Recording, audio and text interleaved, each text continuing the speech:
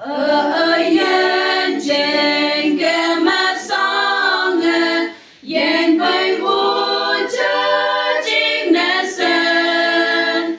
ở mong trong tôi lời mày yên yên đi vào lần hồn li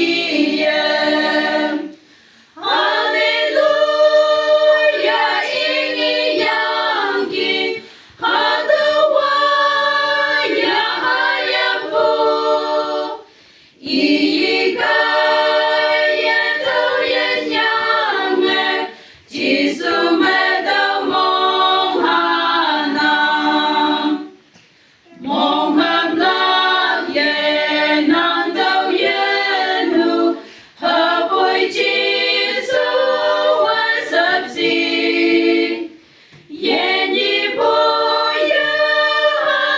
te fa Sa chi dau hi chi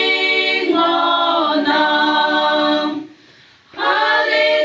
Hallelujah ingi yangi Hadawaya hayabu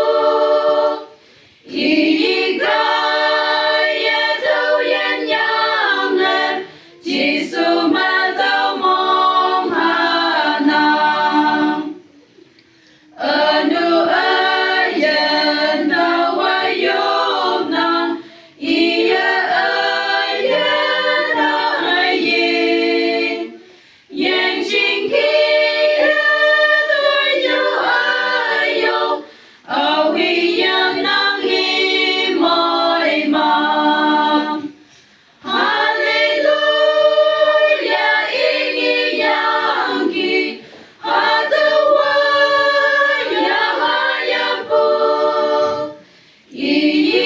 Iyikaya tau yen yange Jisu matau mong hanam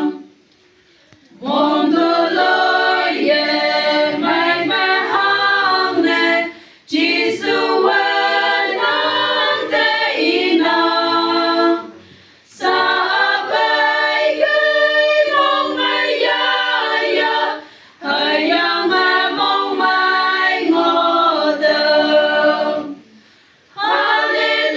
Hallelujah ingi yangi Hadawaya hayabu Iyikaya tau yen yange Jisu matau mong hanam